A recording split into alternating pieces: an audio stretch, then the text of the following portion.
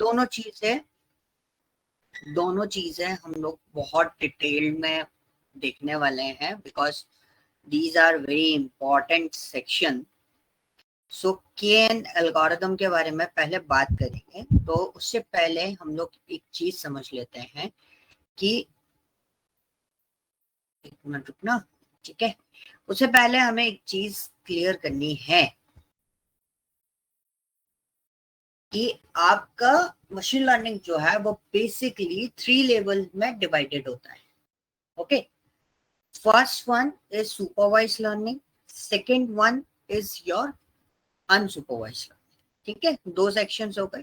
Third section is reinforcement.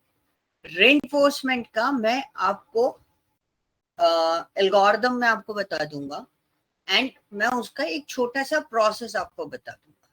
So I have to design, but वो IoT वाले format पे ज्यादा अच्छा सा रिएक्ट करेगा। जनरली वो सॉफ्टवेयर बेस पर रिएक्शन नहीं देगा रेनफोर्समेंट वाला। सो हमारे पास 2 एल्गोरिथम पे हम लोग बेसिकली सबसे ज्यादा वर्कआउट करते हैं, 2 पार्ट पे मशीन लर्निंग में, एक सुपरवाइज और एक अनसुपरवाइज। ठीक है, तो अभी तक हम जो स्टडी कर रहे थे रिग्रेशन और क्लासिफायर मॉडल्स, जितने भी हम देख रहे थे, ठीक है। सो उसमें आपके क्या क्या चीजें थी, उसमें हमने देखा था कि हम सारा का सारा डेटा किसमें बात कर रहे थे, सुपरवाइज लर्निंग में बात कर। सो अक्सर एक क्वेश्चन आपसे पूछा जा सकता है, आपको क्लियर है, we divide this algorithm in the supervised format, we divide this particular algorithm in unsupervised format। ठीक है, अब आपसे वो पूछेंगे कि डिफरेंस क्या है सुपरवाइज और अनसुपरवाइज में। तो सुपरवाइज में बहुत सिंपल से, एक सिंपल लेमन लैंग्वेज में मैं आपको एक सिंपल से डिफरेंस बताता हूँ। सुपरवाइज लर्निंग में हमारे पास होते हैं इनपुट, हमें पता होता है हमें क्या इनपुट करना है, और उस इनपुट के बेसिस पे वो हमें डेटा प्रेडिक्ट करके देता है। अभी तक हम यही कर रहे हैं। ठीक है, के मीन्स KNN जो एल्गोरिथम है, KNN classification, this algorithm is comes under the supervised learning. Okay, और के मीन एल्गोरिथम जो है वो आते हैं आपकी किसमें unsupervised learning. So for example मेरे पास Z5 है, ठीक है, या फिर हाँ, ठीक है, ये मेरे पास Z5। सो अभी आप देखोगे this is called what, unsupervised format. Unsupervised format कैसे हुआ, मैं क्या वॉच कर रहा हूँ इन पे नहीं जाना है, these are the displace part. ठीक है, बस जो भी अपकमिंग आ रहा है वो डिस्प्ले हो रहा है। आप कभी भी अपने किसी भी एप्लीकेशन को यहाँ से चेक करिए। ठीक है, trending near you, loved masses, recommended भी यहीं कहीं आपको दिया होगा, इसमें आपको बस देखना है what's the recommended for you. ठीक है, सो यहाँ पे देखो मस्ट वॉच में इन्होंने, जैसे जो चीजें मैं अभी रिसेंटली देख रहा हूँ, तो उस टाइप की चीजें उन्होंने मेरे को क्या कर रखी है, मस्ट वॉच में रिकमेंड कर रखी है। So this is the part कि यहाँ पर अगर हम देखें, this is an unsupervised learning. हो सकता है, मुझे कार्टून मूवीज बहुत पसंद है, मैं बहुत ज्यादा कार्टून मूवीज देखता हूँ, बट कुछ टाइम पहले I am looking like these type of movies. तो जोनर ऑलमोस्ट सबका सिमिलर टाइप का जोनर आपको देखने को मिलेगा। सो this is an unsupervised learning कि आप अभी क्या देखोगे, आप नेक्स्ट वीक तक क्या देख रहे हो, ये चीज मैं सुपरवाइज नहीं कर सकता, मैं आपका इनपुट नहीं बता सकता। तो मेरे को क्या करना पड़ेगा, मेरे को आपके डेटा को कैटेगराइज क्लस्टरिंग करके फिर डिसाइड करना पड़ेगा which is your most reliable data, और उसके बेसिस पे आई कैन सजेस्ट यू। तो इस वाले पोर्शन में क्या था जो मैंने अभी बताई Z5 को लेके, जो Z5 को लेके जो मैंने आपको कहानी समझाई, उस वाले पोर्शन में क्या था कि मेरे पास आपका कोई भी इनपुट नहीं है, मेरे पास सिर्फ डेटा है। ठीक है, मेरे पास क्या है, सिर्फ डेटा है, लेकिन मेरे पास कोई भी आपका इनपुट नहीं है। ओके, तो बेसिकली हमें क्या करना है, बेसिकली फॉर्मेट ये है कि जब आपके पास इनपुट नहीं है तो आपको कैटेगराइज, मतलब ये भी क्लासिफिकेशन ही होता है एक तरीके से, लेकिन आपको इस तरीके से क्लस्टर करना है कि आप डेटा डालो और आपका डेटा ऑलमोस्ट प्रेडिक्टेबल मोड पे चला जाए. Okay, so this is called what, के मीन, जो अनसुपरवाइज के अंदर आता है, सिंपल. तो KNN और के मीन देखने में दोनों एक जैसे लगते हैं, बट KNN क्लासिफिकेशन थोड़ा सा अलग होता है एज कंपेयर टू के मीन. देखने में, सुनने में भी सेम भी लगेंगे. KNN आता है आपका किसमें, सुपरवाइज लर्निंग में. ये क्लासिफायर होता है. ठीक है, KNN क्या होता है, ये क्लासिफायर होता है. तो मैंने बोला ना, मैं वही डेटा आपके सामने पिकअप करूंगा जो डेटा हम ऑलरेडी प्रोसेस करें. These are the dummy datas.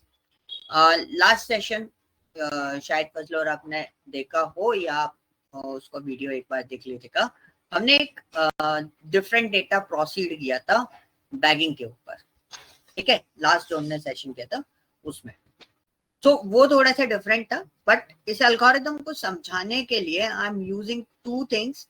First of all, एक डेटा सेट जो प्रीवियसली हम अदर एल्गोरिथम के साथ में भी प्रोसेस कर चुके हैं. That data set is Iris data set. और मैं डमी डेटा सेट क्यों यूज कर रहा हूँ उसका रीजन भी मैं आपको बता देता हूँ. क्योंकि हर डेटा सेट का बैकग्राउंड और उसका डोमेन अलग अलग होता है. ठीक है, तो जब भी मैं डेटा सेट अगर मैं नया यूज करूंगा, या आप किसी को भी ट्रेन कर रहे हो या किसी को भी समझा रहे हो मशीन लर्निंग इन फ्यूचर, तो आपको क्या करना है, आप डमी डेटा सेट यूज करना है ट्रेन करते समय. क्यों, रीजन ये है कि आप एक बार उस डेटा को एक्सप्लेन कर दोगे क्लासिफिकेशन मॉडल के लिए, तो आपको दोबारा एक्सप्लेन करने की जरूरत नहीं पड़ेगी, और वो डेटा सेट सामने वाले के दिमाग में बहुत अच्छे से बैठा हो. तो जैसे कि मैंने आपको ये एरिस फ्लावर वाला मैंने डेटा सेट आपको क्लियर कर रखा है, तो उसमें मैंने आपको क्लियर कर रखा है कि हमारे को 3 चीजें बतानी है भाई. आपके sepal length, sepal width, petal length. तो पेटल विड्थ के बेसिस पे ये कौन से कैटेगरी का फ्लावर होता है, ये हमें बताना. ठीक है, सो ये हमारा प्रोसेस था क्लासिफिकेशन में. हर क्लासिफायर के साथ में ये डेटा सेट आपका वर्कआउट कर सकता है. ठीक है, अब पॉइंट आता है, ये डेटा काम कैसे करे, मतलब KNN काम कैसे करते हैं. अभी तक मैंने बहुत सारे चीजें बताई, मैंने आपको जर्नल फॉर्मेट में सारी चीजें बता दी, जस्ट बिकॉज ऑफ दैट उनको समझाया जा सकता था. जैसे decision tree, so you can easily understand yes और नो का कंडीशन उसमें आता है. रैंडम फॉरेस्ट आता है. Random forest is a multiple algorithm format, या हम उसको बोलते हैं डेंस ट्री भी बोल सकते हैं. मल्टीपल डिसीजन ट्री उसके अंदर लगे, तो आपको उसमें बहुत इजीली समझ में आ गया.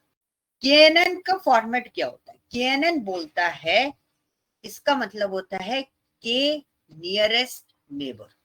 ठीक है, के नियरेस्ट नेबर एल्गोरिथम. ओके, ये सुपरवाइज में आता है, और ये दोनों फॉर्मेट पे काम करता है. ये रिग्रेशन में भी काम करता है और आपका क्लासिफिकेशन में भी काम करता है. ठीक है, सो अब KNN मेथड बोलता क्या है. तो फॉर एग्जाम्पल, मैं आपके सामने एक छोटा सा एग्जाम्पल रखता हूं. मतलब this is an calculation model, तो उसके लिए मैं एक्सेल यूज करूंगा. एक शीट आपके सामने बनाऊंगा और उसको कैलकुलेट करके बताऊंगा.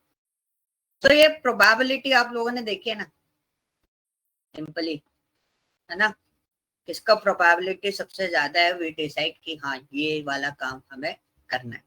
अगर उसका प्रोबेबिलिटी कम है तो वी कांट आइडेंटिफाई कि भाई हम कैसे उसको जजमेंट दे सकते हैं. तो ऐसे ही ना, एक मेरे को एक एग्जाम्पल मिला. ठीक है, ऐसे आप डिफरेंट एग्जाम्पल्स ऑनलाइन सर्च कर सकते हो. मैं आपको एक वेबसाइट बताता हूँ, बहुत अच्छी वेबसाइट है. बहुत अच्छे अच्छे लोगों के ब्लॉग्स डले हुए हैं, बट ब्लॉग्स की रेटिंग देख के प्लीज पढ़िएगा. मीडियम वेबसाइट जो है ना, वो बहुत अच्छी वेबसाइट है इन सब चीजों के लिए, अगर आप एग्जैक्टली कोई चीज पढ़ना चाहते हो इससे रिलेटेड, डेटा से रिलेटेड. सो बेसिकली हमारे पास एक क्वेश्चन था. So my question is what, कि मेरे पास एक स्टूडेंट है, अभिनव.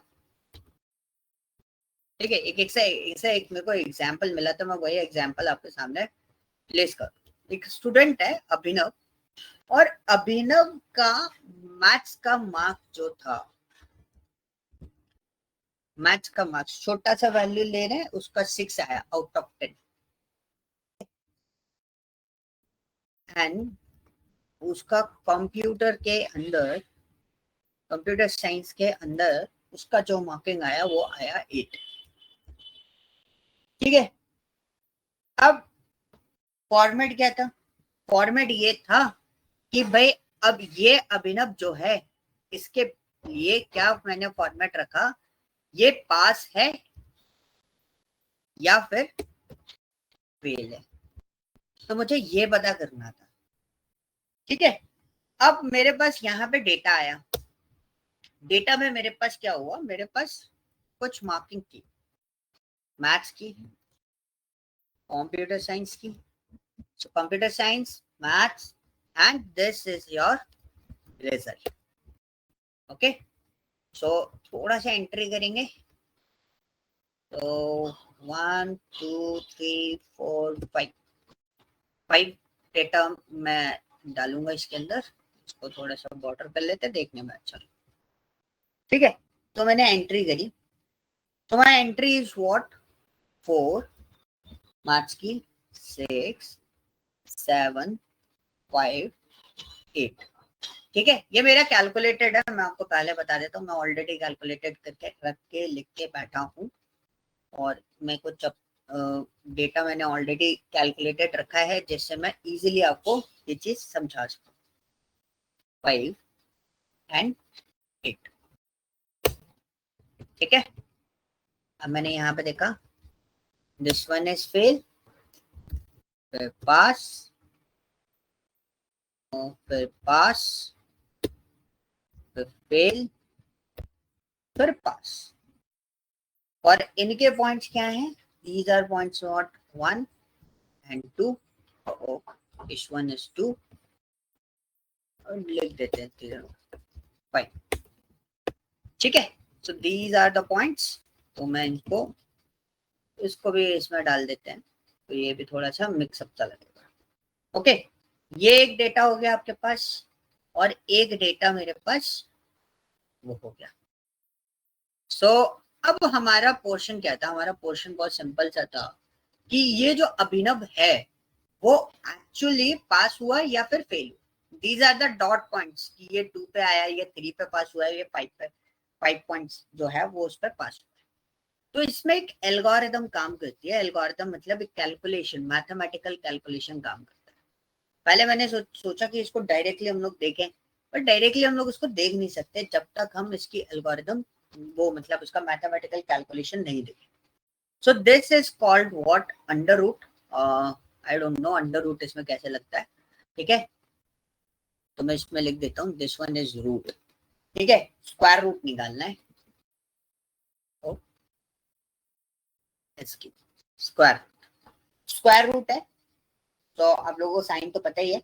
इसमें हमने क्या करा, हमने बोला x का क्या निकालना है हमें, 0 1 फॉर्मेट। ठीक है, सो x ओ आई मतलब हमारा हो गया एक पर्टिकुलर ऑब्जर्वेशन। ठीक है, पर्टिकुलर ऑब्जर्वेशन हमने दिया। पर्टिकुलर ऑब्जर्वेशन अगर हम इसमें से हटाते हैं, माइनस करेंगे, क्या आएगा हमारा x, और हम इसमें दे देते हैं इसको क्या, XA1। मैं इसको इसलिए इस तरीके से लिख रहा हूं ताकि आपके पास पूरा कैलकुलेशन मॉडल प्रॉपरली हो। ठीक है, और इनका क्या, इनका हमें करना है क्या, होल स्क्वायर, इसका इसी वाले क्वेश्चन का। ओके, तो ये हमारा एक कैलकुलेशन कंप्लीट हो गया, इसको भी हम कर देते हैं यहाँ पे close, and this is called what, whole square. ठीक है, इसका क्या करना है हमें, होल स्क्वायर करना। तो ये कंप्लीट हो गया। अब हमारा क्वेश्चन कहता है ये कंप्लीट होने के बाद फिर आप करोगे प्लस, प्लस करने के बाद यही कैलकुलेशन मॉडल रहेगा, बट इसमें थोड़े से चेंजेस हो जाएंगे क्योंकि आपके पास 2 सेक्शन है। एक आपके पास सेक्शन कौन सा है, एक ये OI है, ये मेरा O2 हो गया और ये मेरा E2 हो गया, सॉरी इसको O1 लिखना था मुझे। First observation, this is an second observation, this is an second data, और ये हमारा होल स्क्वायर। तो इसको सेट कर देता हूँ मैं एज इट इज, जिससे आपको ये फाइल एज इट इज मैं आपको शेयर करता हूँ। कैलकुलेशन आपको क्लियर रहेगी, क्या कैलकुलेशन मैं इसमें परफॉर्म करना चाहूँ। ठीक है, सो ये था।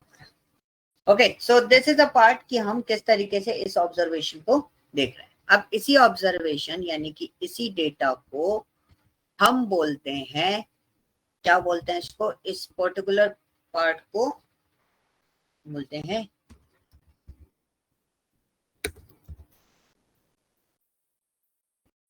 प्रोनाउंसिएशन। आप लोग बना लेते ना, मेरा प्रोनाउंसिएशन इसको पढ़ने में थोड़ा सा गलत है, इसलिए मैंने वर्ड नहीं बोला। ठीक है, so this is called my Euclidean, ऐसे कुछ, मतलब this is kind of word. So हम ये कैलकुलेशन फॉलो अप करते हैं। ठीक है, so this is my square root, इसको भी मैं क्लोज कर देता हूँ। तो आपको क्या करना है, you need to calculate all these things. तो उसके बाद आपका जो फाइनल रिजल्ट आएगा उसके बेसिस पे हम बात करें। अब हमारे पास एक एक ऑब्जर्वेशन को हम उठाना स्टार्ट करते हैं। This is my first observation. पहली ऑब्जर्वेशन को देखते हैं हम लोग, तो आई लिख देता हूँ, लेट्स वॉक इट। ओके, सो पहला ऑब्जर्वेशन क्या है, मैथ्स का। मैथ्स का ऑब्जर्वेशन पहले निकालेंगे। मैथ्स का कैलकुलेशन क्या बोलता है, तो मैथ्स में मेरे मार्क्स हैं 6 इक्वल टू 6। ठीक है, ऑब्जर्वेशन मार्क्स, तो ऑब्जर्वेशन मार्क्स इज 6 माइनस 4। ठीक है, जो इनपुट मार्क्स है वो क्या है आपके 6 है और -4। तो ये आपने कैलकुलेट कराया था। ये कैलकुलेट कराने के बाद आप इसका क्या निकाले थे, होल स्क्वायर निकाल रहे थे। तो ये हमारा कैलकुलेशन आया, मुझे इसका क्या निकालना है, होल स्क्वायर निकालना है। तो मेरे को पावर कैलकुलेट करना है। सो पावर में मेरे को इसका क्या कैलकुलेट करना है, तो ये कैलकुलेशन आया मेरे पास 4। समझना, सिर्फ मैथमेटिकल कैलकुलेशन के बेसिस पे ही ये वाली एल्गोरिथम समझ में आएगी, अदरवाइज ये एल्गोरिथम समझ में नहीं आएगी। नेक्स्ट वन इज, मेरे को फिर से पावर करना है। अब मेरा क्या है, कंप्यूटर साइंस है। कंप्यूटर साइंस में मेरे मार्किंग कितनी है, 8 माइनस 3 कॉमा 2। स्क्वायर तो करना ही करना है, तो स्क्वायर करें, तो 4 माइनस 25। अब मेरा क्वेश्चन बनता है कि मेरे को इसको क्या करना है, चेंजेस करने हैं। तो मैं एक काम करता हूँ, मेरे को बार बार कैलकुलेशन करनी पड़ती, तो मैं इधर लिख देता हूँ 6 और इधर लिख देता हूँ 8, और उसको थोड़ा सा सिस्टमैटिक अरेंज कर रहा हूँ ताकि मेरे को मेहनत कम पड़े। तो this is my first observation, इसको कर देते हैं हम fix, minus this one, calculation is 4 and this one, और इसको करते हैं हम लोग this particular part F4 minus this particular. ये हमारे कैलकुलेशन हो गए। अब मेरे को I2 3 4 कैसे लिखते हैं, 4 में भूल गया, IV। ठीक है, fifth is what, V। These are the calculations. इन कैलकुलेशन को मैं एक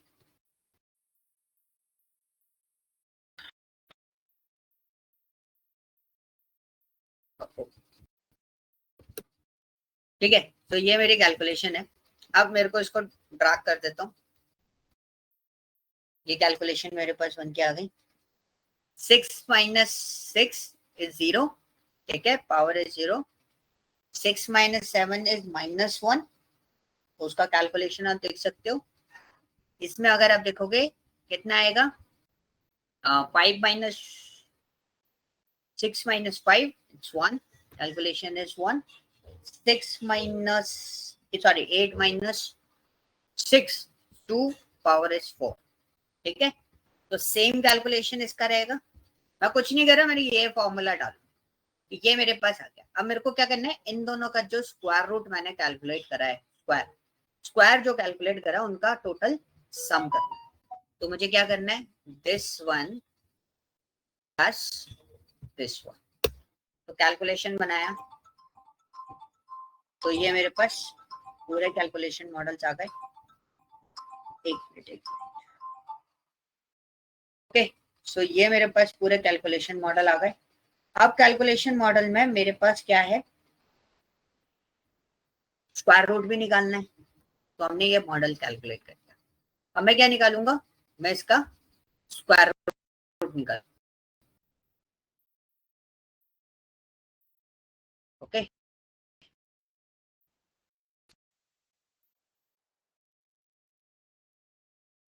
किसी का कैमरा ऑन हुआ था क्या अभी? ओके, तो मैं इसका स्क्वायर रूट निकालूंगा। Square root is what, SQRT। Square root में मैंने क्या करा, इसको एंटर किया। So these are the entry points and control D. So you can see what's my values. ये वैल्यूज कैलकुलेट होके आ गए मेरे पास। अब ये वैल्यू कैलकुलेट हुई, तो वैल्यू कैलकुलेट होने के बाद अब पोर्शन आता है कि आपका कौन सा वाला पार्ट, मतलब कौन सा वाला पर्टिकुलर पार्ट आपका नियर बाय पॉइंट्स पे आ रहा है। ठीक है, अब हम प्रोबेबिलिटी चेक करें। This one is near by two कहाँ गया, 2, and this one is nearby to this, and this one is nearby to this. ठीक है, वैल्यू इज दिस वन। तो ये हमने इसके पॉइंट्स के बेसिस पे देखा। ठीक है, इनके नियर बाय पॉइंट है, वो थोड़ा सा सीक्वेंसिंग ऊपर नीचे लगा है, तो आप सीक्वेंसिंग को थोड़ा ध्यान से रखना। ये ऊपर चला गया मेरा data. Let me do one thing.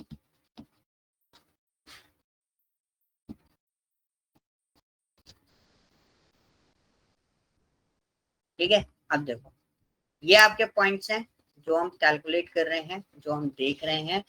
These are the points. अब इन पॉइंट्स के अंदर आप देखोगे which one is the nearest point. ये नियरेस्ट पॉइंट है जो आपके नियर बाय पॉइंट्स पे आ रहे हैं।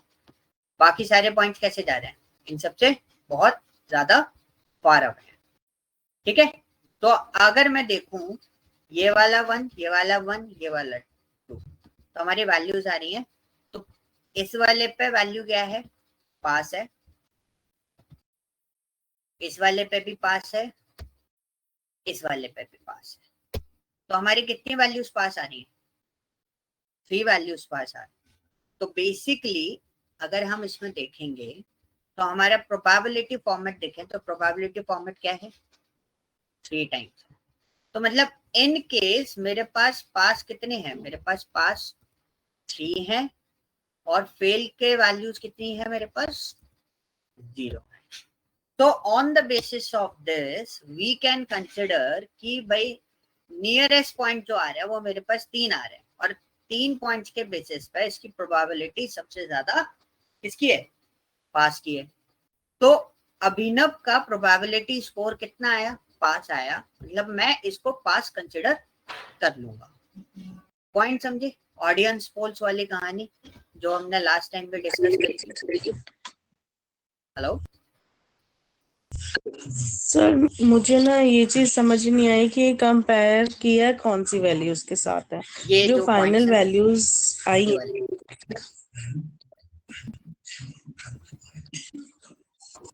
ये जो पॉइंट्स है ना, तो मैंने सर यहाँ ये जो हाईलाइट लास्ट में ये जो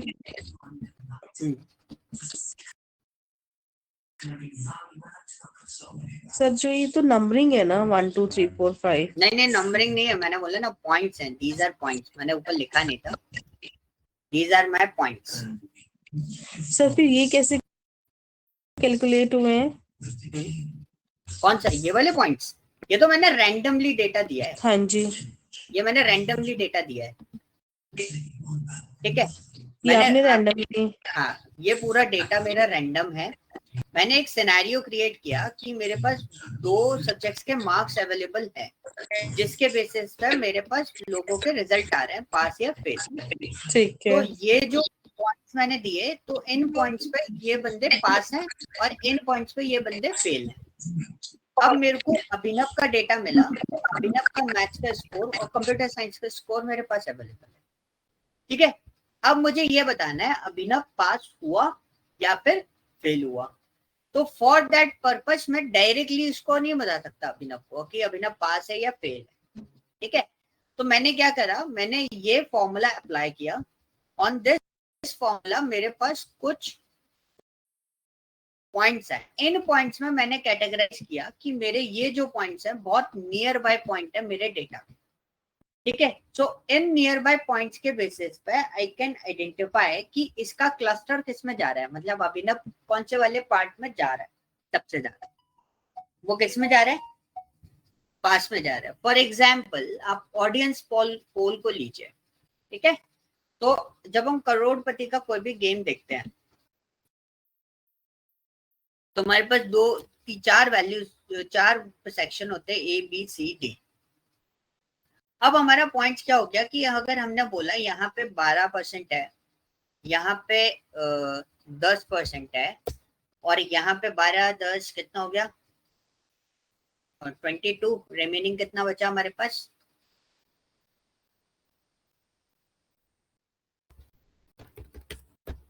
थोड़ा सा कैलकुलेशन देना पड़ेगा। 22 रिमेनिंग इज 78, 78 को मैंने 30% इसमें से दे दिया, 30% इसको दे दिया, बाकी रिमेनिंग कितना बचा मेरे पास 78 में से 58 58 ना, 78 माइनस 30 48, ठीक है 48%। तो अब मेरी प्रोबेबिलिटी किस पे जा रही है सबसे ज्यादा, पॉइंट सिर्फ इतना सा है कि अगर हम इसमें देखें नॉर्मली, तो अगर हम इसमें नॉर्मली देख रहे हैं तो विच one is the highest probability area for us. तो अगर हम कैलकुलेशन देखें कि भाई एक ऑडियंस पोल आया मेरे पास, ये जो कैलकुलेशन है, ये कैलकुलेशन यही बता रही है कि एक क्लस्टर में जा रहा है, कुछ का डेटा 10% लोग ऐसे हैं जो बी के क्लस्टर में बात कर रहे हैं, 30% लोग ऐसे हैं जो सी के क्लस्टर में बात कर रहे हैं, और मैक्सिमम परसेंटेज लोग ऐसे हैं जो डी के क्लस्टर में बात कर रहे हैं। सो दिस इज द पॉइंट कि नियरेस्ट डेटा किसके पास है, आपका डी के पास। तो हमारा आउटपुट मतलब हम मेरा आंसर क्या होना चाहिए on the basis of this. Okay, अभी पॉइंट समझ में आया, सिंपल सिनेरियो सर। लेकिन आपने वो ऊपर वाले जो डेटा था, हाँ। जो हमने पॉइंट्स कैलकुलेट करे हैं, उसमें आपने ये कैसे फाइंड आउट किया कि मतलब किसको किससे कंपेयर किया कि आपने ये पास 3 लिखा और फेल 0 लिखा। मैं आपको बता रहा हूँ, जैसे ये जो ऑब्वियसली अगर 5 ना पॉइंट्स 1 देखो ये जो 1 आया है इसके नियर बाय पॉइंट्स हैं ये दोनों, ओके ठीक है। ये 3 जो आया वो 4 के और जो नियर बाय जा रहा है, और ये 2 जो है वो भी 5 के नियर बाय जा रहा है। ये हमारा बहुत ज्यादा फार अवे है as compare to this point, ठीक है। तो अब हमारे पास अगर मैं इसको भी कंसीडर कर लूं एक बार, तो ये नियर बाय 4 जा रहा है मेरा डेटा, तो मैं इसको भी कंसीडर कर लूं तो मेरा एक फेल है, ठीक है। इसको भी कंसीडर करूं तो मेरा एक फेल है, बाकी मेरे मैक्सिमम पॉइंट्स कितने हैं, पास है। तो मतलब प्रोबेबिलिटी क्या होगी मेरी, की प्रोबेबिलिटी ज्यादा है, तो मैं अभिनव को क्या मान रहा हूँ, पास मान रहा हूँ। एक और एक सिंपल एग्जांपल, आपको रियल टाइम एग्जांपल है, ठीक है। अब मेरे पास Amazon है, ठीक है। I want to purchase this trolley, okay. सबके प्रोज एंड कॉन्स होते हैं। मैंने ये ट्रॉली परचेज करनी है, मैंने यहाँ पे लिया, मेरे स्टार रिव्यू रेटिंग कितनी है, कहाँ गया ये रहा, चलो किसी की भी ले लेते, कोई सी भी ट्रॉली ले लेते। अब मैं रिव्यू रेटिंग देखूं तो आप अगर मैं आप लोगों से पूछूं, एक जनरल आइडिया पूछूं, क्या ये ट्रॉली मुझे परचेस करनी चाहिए, आप क्या बोलोगे, मैं थोड़ा सा आप अपना जजमेंट बताओ मुझे कि आपका परसेप्शन क्या होगा इसको लेके कि क्या ये ट्रॉली हमें परचेस करनी चाहिए। सर रेटिंग के बेसिस पे तो यस, सी बात है, क्योंकि मैं इसको देख के परचेस नहीं कर सकता, क्योंकि this is an online shopping, right. मैं ट्रॉली या ऑनलाइन का कोई भी प्रोडक्ट, कोई भी पर्सन होता है, वो सिर्फ ये देख के परचेस, वो क्या देखेगा, वो ये देखेगा कि कितने लोगों ने परचेस किया है। अब मेरे को पता चला 316 रेटिंग मिली है इसको ग्लोबली और 4.1 रेटिंग है, जिसमें से 5 स्टार और 4 स्टार देने वाले 22 प्लस 53, कितना परसेंट हो गया मेरा? More than 75। तो 75% लोग इसको अच्छा प्रोडक्ट मानते हैं। बाकी बचे हुए जो परसेंटेज लोग हैं, 25% जो लोग मेरे पास बचे हुए हैं, वो इसको अच्छा प्रोडक्ट नहीं मानते। हो सकता है अगर मैं एक रेटिंग पर भी क्लिक कर दूं तो यू कैन सी एक दो परचेज ऑर्डर पे एक दो पर्टिकुलर केसेस आ सकते हैं, बट 75% इस पर्टिकुलर प्रोडक्ट की रेटिंग क्या है? बेस्ट प्रोडक्ट रेटिंग है। सो हम नियर बाय सिनेरियो समझते हैं KNN के अंदर कि हमारा डेटा सबसे ज्यादा नियर बाय किस पॉइंट के पास में जा रहा है। मतलब क्या, अगर आप देखोगे तो भी एक क्लस्टरिंग टाइप का हो जाता है, तो ये कौन से वाले सेक्शन में जा रहा है, तो हम उसी के बेसिस पे उस डेटा को क्या करते हैं? प्रिडिक्ट करते हैं। हालांकि क्लासिफिकेशन आपका इसी पॉइंट पे होता है, उसी डेटा के बेसिस पे आप उसको क्या करोगे? प्रिडिक्ट करोगे। ओके, अभी क्लियर हुआ पॉइंट? यस सर इसमें सैंपल्स भी तो देखेंगे ना सर, किसी हाँ, सैंपल्स देखेंगे ना हम लोग। अब देखो ना, ये जैसे ये मैंने ये पर्टिकुलर प्रोडक्ट ओपन कर दिया नॉर्मली, डैशबोर्ड कार्टून्स, ठीक है। अब इसकी रेटिंग कितनी है? 5। अगर मैं इस 5 रेटिंग के बेसिस पे इसको जजमेंट दूंगा तो क्या ये वैलिडेट होगा? सफिशिएंट डेटा, इनसफिशिएंट डेटा है ना ये डेटा मेरे अकॉर्डिंग बाइस्ड है, क्योंकि इसको 5 लोगों ने परचेज करा और 5 लोगों ने उसको करेक्ट बता दिया। हो सकता है आपस में ही परचेज कर लिया, है ना। अब वही हम एक डिफरेंट प्रोडक्ट को परचेज कर रहे थे, अगर मैं यहाँ पे हम लोग देखें ये 416 के, अगर हम इसको देखें तो ये बायस डेटा नहीं है, ये परचेजिंग मोड बनता है यहाँ पर। तो आपका डेटा व्हाट मैटर करेगा उस केस में कि अब आपका, ठीक है, किस तरीके से वर्कआउट करेगा। यहाँ पे आपका, यहाँ पे मत जा, ठीक है। नियर क्या है? Yes you need to purchase. Simple सा क्लासिफिकेशन क्या है, मुझे ये परचेज करना चाहिए या फिर नहीं करना चाहिए, क्वेश्चन ही यही है हमारा, यस और नो वाला। तो हमने क्या करा, हमने जो डेटा कलेक्ट किया, on the basis of this data we identify कि ये डेटा परचेज करने लायक है भी या फिर नहीं है। तो we are just classifying this data by the customer. Maximum mostly आपका वर्कआउट करता है कस्टमर सेगमेंटेशन के साथ में। कस्टमर सेगमेंटेशन मतलब इस टाइप के डेटा पर अब मेरे को डेटा मिलेगा, so I just look into this कि भाई मेरा डेटा मेरे को ये परचेज करना है, तो कितना परसेंटेज लेवल मेरा जा रहा है। So I choose only 2 things, 5 star 4 star rating का परसेंटेज एरिया क्या है। On the basis of this, ठीक है, सो हम उसका फॉर्मेट देख सकते हैं। ओके, क्लियर हुआ KNN का? क्योंकि मेरे को पता है ये एल्गोरिथम मैं आपके सामने इरेज वाला प्रोसेस करूंगा तो ये आपको ऐसा लगेगा कि यार ये तो SVM में जो कर रहे थे वही कर रहे हैं, हालांकि हो ही यही रहा है। क्लासिफिकेशन इसमें भी उन्हीं 4 चीजों के बेसिस पे होगा, ठीक है। पर कस्टमर सेगमेंटेशन में आपने देखा कि हम किस तरीके से क्लासिफाई कर रहे थे। एक ये एक्सेल फाइल थी, इस एक्सेल फाइल में मैंने एक्चुअली उसका बैकग्राउंड फॉर्मूला आपको बता दिया, because it's very easy, it's not a complicated part, बहुत आसानी से आप इसको समझ सकते हो।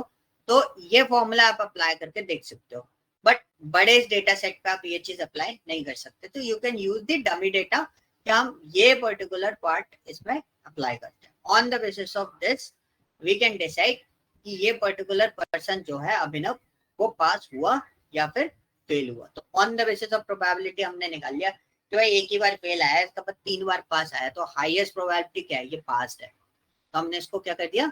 पास कर दिया। ओके, अभी सिनेरियो क्लियर हुआ? यस और नो?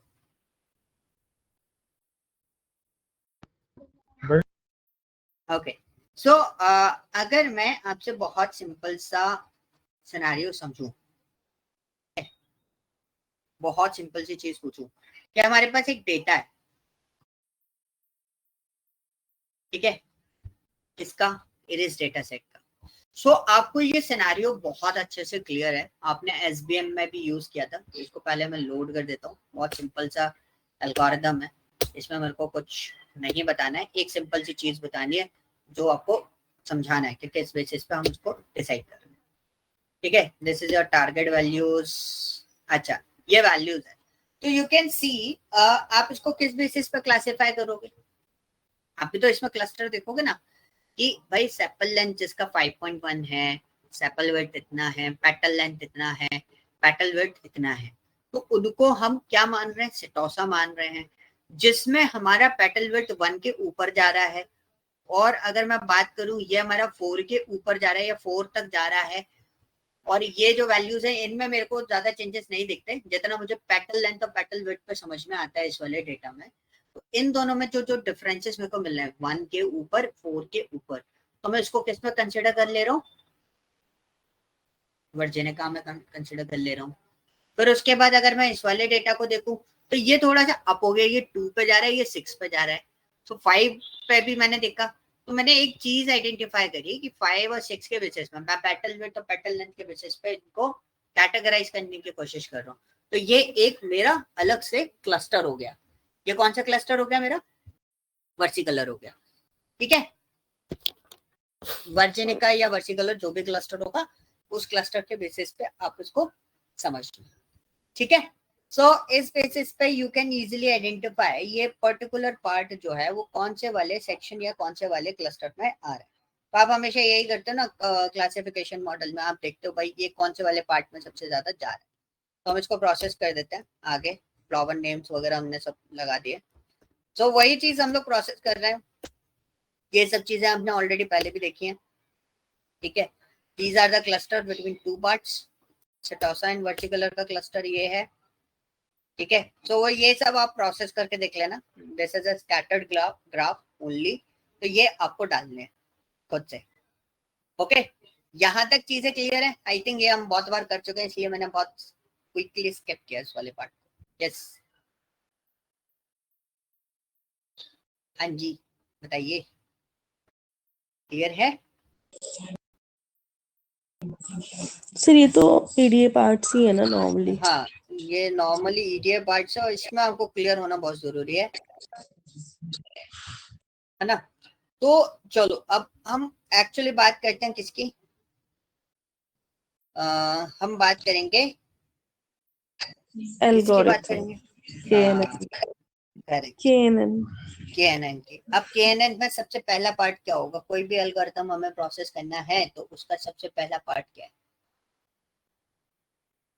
सबसे पहला स्टेप स्प्लिट करना। सबसे पहला स्टेप क्या हो गया, स्प्लिट करना।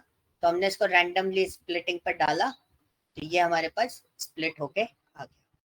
अच्छा, डेटा वेरिएंट है, अगर डेटा वेरिएंट होगा तो आपको क्या करना पड़ेगा, स्टैंडर्ड स्केलर परफॉर्म करनी पड़ेगी। अगर डेटा वेरिएंट नहीं है तो आपको स्टैंडर्ड स्केलर परफॉर्म करने की जरूरत नहीं है। ठीक है, तो अब हमारे पास आता है इसके अंदर क्या, अब हम चीजों को समझते हैं। अब हमें क्या करना है, इसके अंदर के नियरेस्ट नेबर क्लासिफायर मॉडल इसमें हमें इंप्लीमेंट करना है।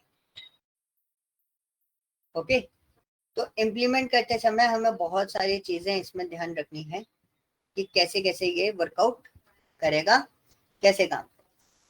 ठीक है, अब हमारा पॉइंट क्या है, आपका इसमें मॉडल कौन सा है, नेबर।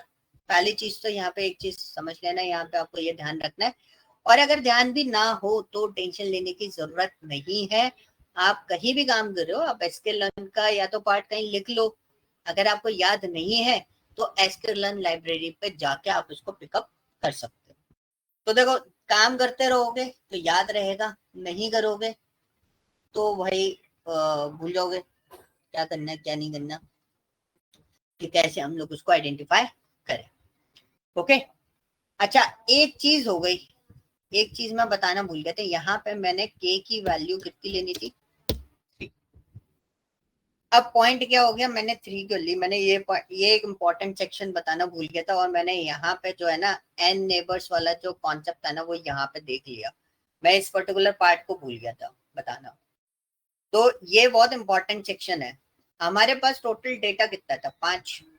अच्छा, कोई सीरीज होती है, 5 मैच का सीरीज है, तो उसमें डिसाइड कैसे करेंगे कौन सी टीम जीती?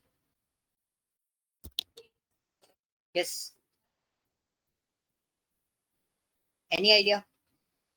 5 मैच का सीरीज चल रहा है यार, क्रिकेट वगैरह कुछ तो खेला हुआ, बताओ। 5 मैच का सीरीज है, आप कैसे डिसाइड करो कि कौन जीता?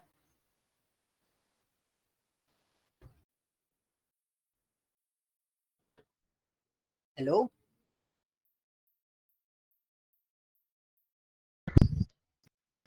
अरे आंसर दो। हाँ जी सर, क्वेश्चन समझ में नहीं आया। क्वेश्चन मैं ये बोल रहा हूँ कि हमारा मैच होने वाला है श्रीलंका के साथ, ठीक है? 5 मैच की सीरीज है श्रीलंका के साथ, एंड मुझे श्रीलंका और इंडिया में से डिसाइड करना है विच one is the winning team. तो वो उन 5 मैचेस को मैं कैसे डिसाइड करूंगा, उन 5 मैचेस में कौन जीता? अगर मैंने बोला 3 मैच इंडिया ने जीते, 2 मैच श्रीलंका ने जीते, तो आपके अकॉर्डिंग कौन जीता फिर?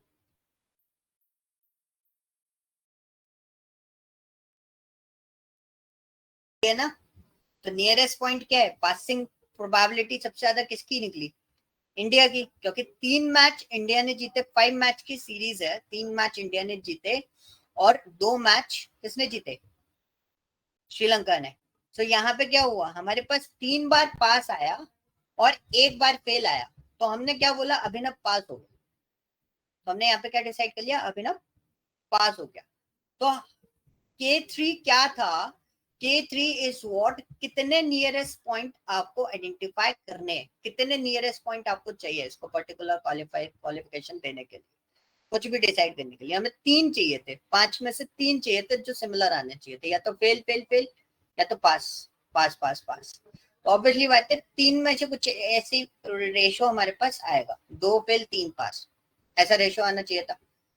सपोज 2 फेल 3 पास भी आते, तो हम किसको मानते? 3 पास को कंसिडरेबल करते, क्योंकि हाईएस्ट प्रोबेबिलिटी जिसकी रहेगी उसी को हम कंसिडरेबल करेंगे।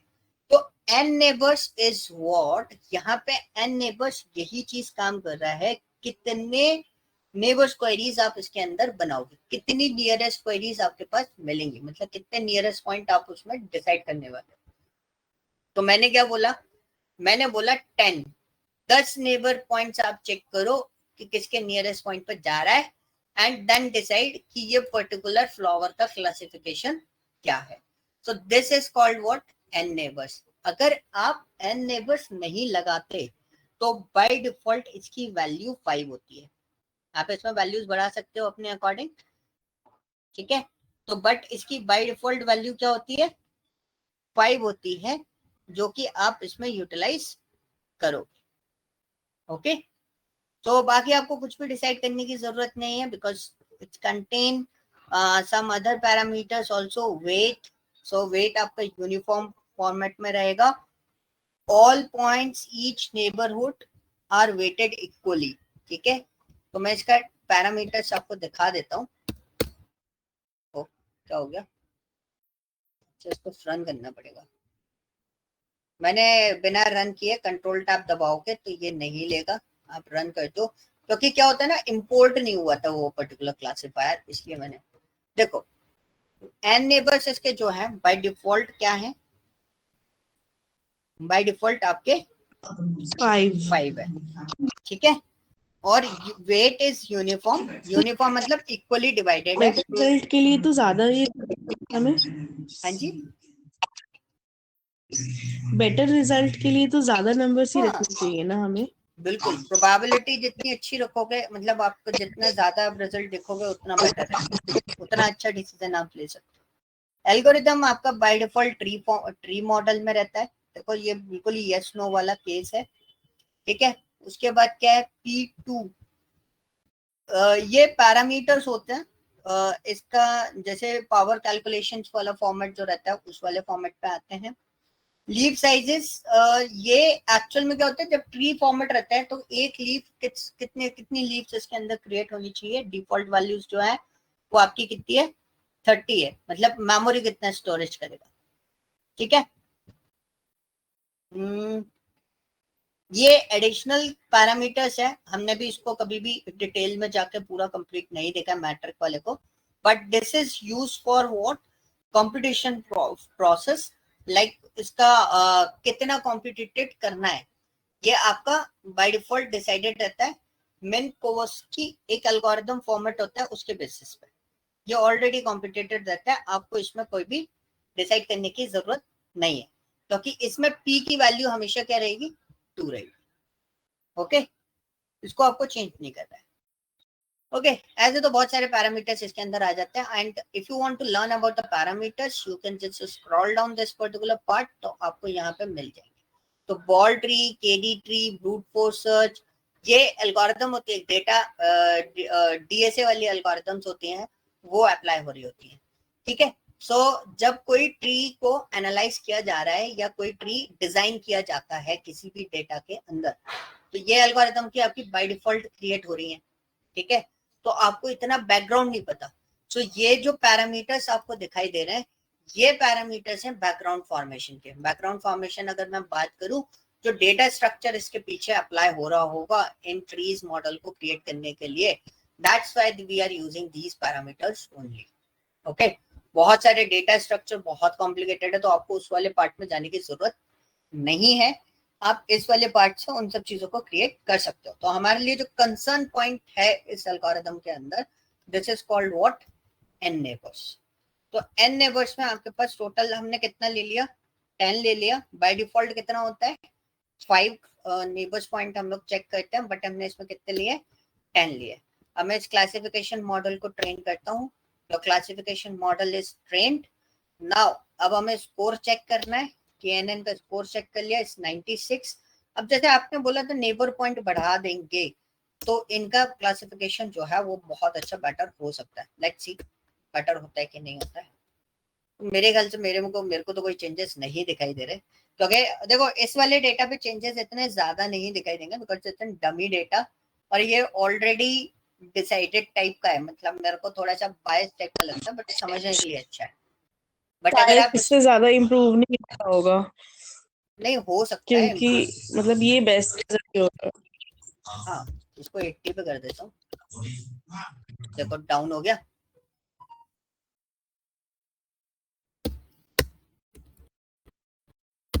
नेबर इसको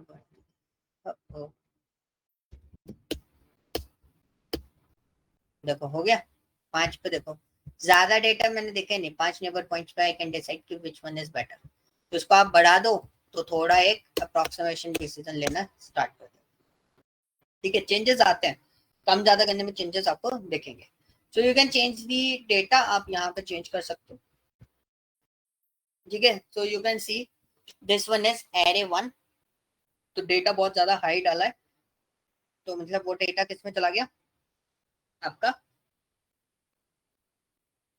आई थिंक ये 1 वाला जो डेटा वो कौन सा वर्ची कलर है ना, हाँ वर्ची कलर। अगर 2 आता तो क्या था, ये आपका उसमें चला जाता। सो this is in confusion matrix. ये आप मुझे समझाओगे कंफ्यूजन मैट्रिक्स क्या होती है, ये आप मुझे बताओगे। ठीक है, यस, यहाँ इसमें तो मेरे ख्याल से कोई बताने वाली चीज नहीं थी, ये तो आप कर ही लोगे। अच्छा, कंफ्यूजन मैट्रिक्स समझ में आती है,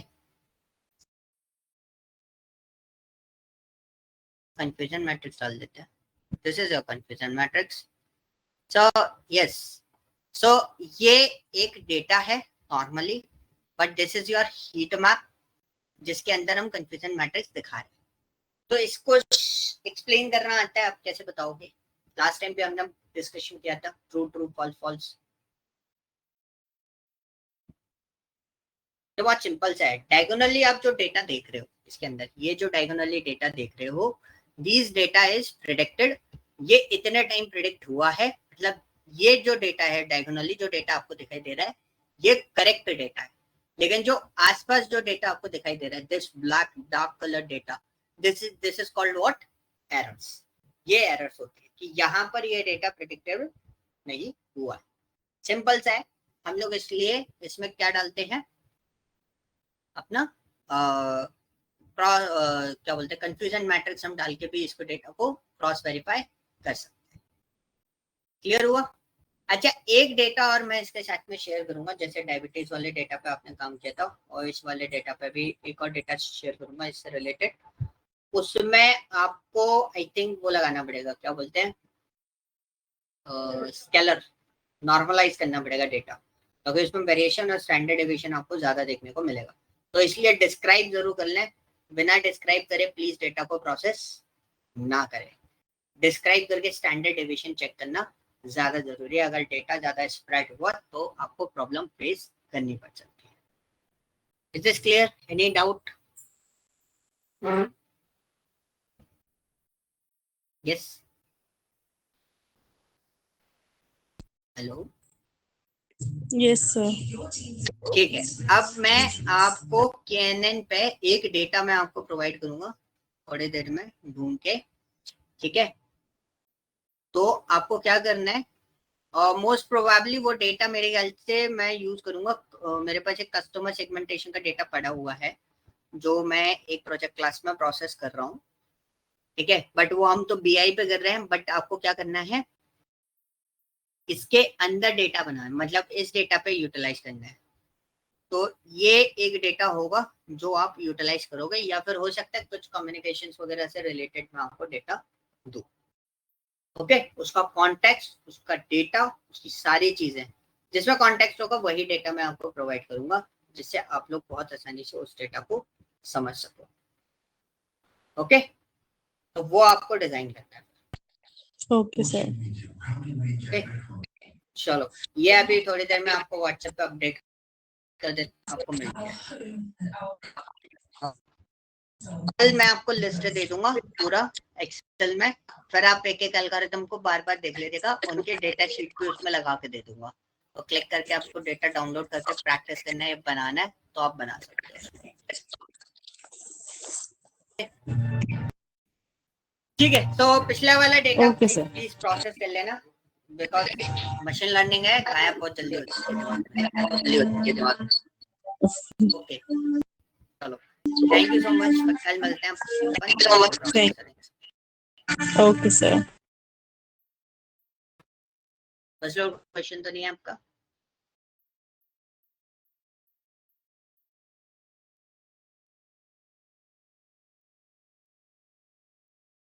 बाय।